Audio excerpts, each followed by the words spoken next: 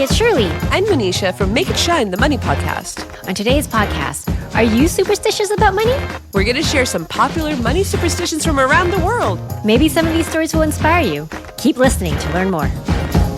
This little light of mine, yeah, I'm gonna make it shine, make it shine, make it shine, make it shine. So Shirley, do you have any superstitions about money? Sometimes, but only when it works in my favor, like getting pooped on by a pigeon. So that happened to me twice on my way to work. And when I told my coworkers, their response was, "Oh, that's good luck. Go buy a lottery ticket." So on those occasions, yes, I am superstitious. What about you? I love that a superstition makes you think that getting pooped on by a pigeon is working in your favor. I know.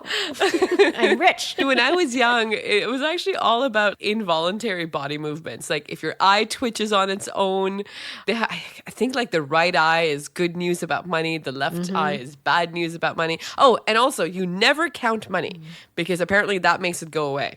Oh, well, many of these superstitions are things I've heard or seen from my family. So I'm Chinese, so growing up, I always got in trouble whenever I left my backpack or purse on the floor. And according to Chinese feng shui, the floor is not only dirty, it's also the lowest place you can put your valuables. And it means I don't respect and value my things. Yeah, so we have the same thing. So bag on the floor is money at the door. It's true for Indian culture. Like we don't leave our wallets or handbags on the floor.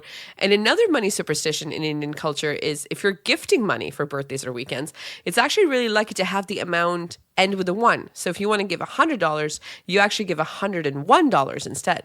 So it means you started the count for the next 10 or the next 100. So it's going to just grow into more money. So in fact, when you get money pockets for weddings or baby showers or anything auspicious in India, it already comes with an embedded like 1 rupee coin. So you don't even have to worry about finding that extra rupee. I love that one. And I learned that one from you. So in Chinese culture, the number 8 is lucky. So it's not uncommon to see stores that run 88-cent sales or license plates with a bunch of 8s on it.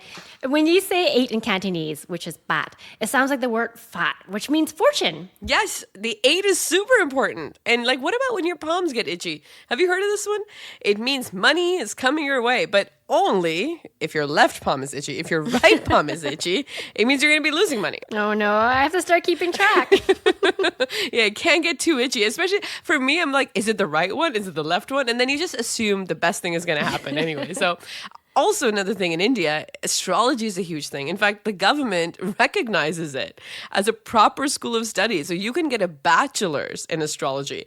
And that includes things, speaking of palms, like palmistry from actual accredited universities. Oh, that is so interesting. I definitely want to learn more about that. Yeah, there's like an entire industry that's devoted to helping you understand your money, your health, and various things like based on the movements of planets. And of course, gems are huge. In fact, wearing different kinds of gems can apparently be customized to you specifically to help you attract more wealth. So what kind of gemstones are we talking about? I mean, this goes beyond what you read about, like, let's say amethyst being the Pisces birthstone. So specific to you, they'll be like, I remember my uncle was told to get this pearl from the shores of Iraq, had to be blessed by somebody at a certain point in time. And then if he wore it in silver, he would get wealth. So it's very obtuse and customized. And obviously that helps them mark it up. But it really depends. It could be all kinds of stones. It could be things you've heard of that are common or things you've never heard of. Like turquoise is another big one that people use a lot. Okay. So what about coins? There's a lot of superstitions around them in various cultures in the world, and you see it in movies as well. So you've probably seen people throw coins into a water fountain, or you've done it yourself at some point, because I have. Yeah, I have. It's fun. I mean, you toss a coin in, you make a wish. It's so fun. And I think one of the most famous fountains for this is the Trevi Fountain in Rome. And I find it's always more romanticized when they show it in the movies. But when you get there, it's like so crowded. You know, there's so many tourists. There's hawkers trying to sell you stuff. You're worried about getting your pockets picked. And then you're trying to all get a picture of this coin, all of you tossing a coin into the water. So it's not as romantic as, you know, they're painted in the movies and in the books. That's right. And I have that picture too. So did you know that there's about $3,500 worth of coins that are thrown in every day? So they have to drain that fountain 3 times a week to clear the coins.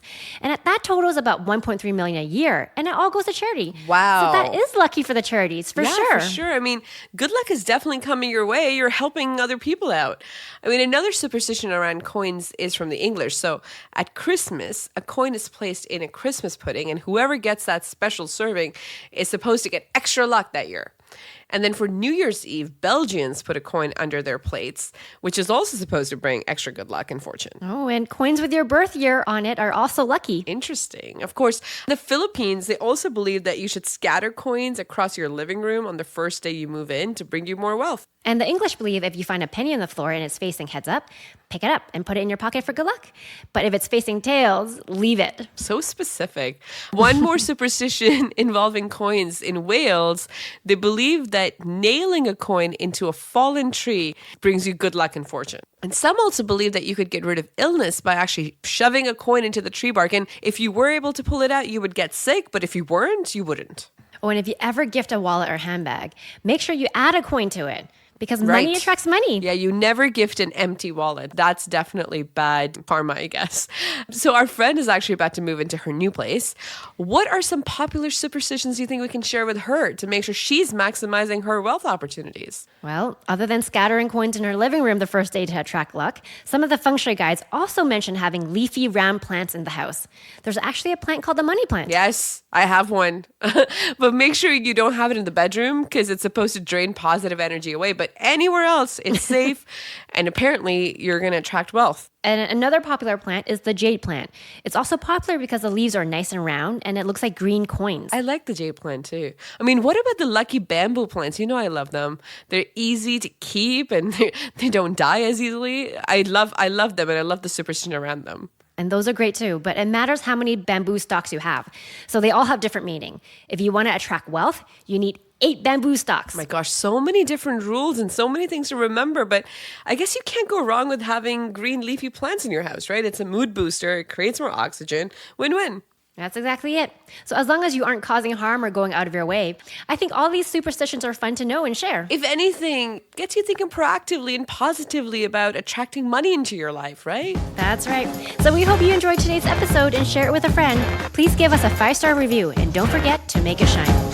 This little light of mine, yeah, I'm gonna make it shine, make it shine, make it shine, make it shine. Any views or opinions represented in this podcast are personal and belong solely to the podcast creators and do not represent those of people, institutions, or organizations that the owner may or may not be associated with in professional or personal capacity unless explicitly stated.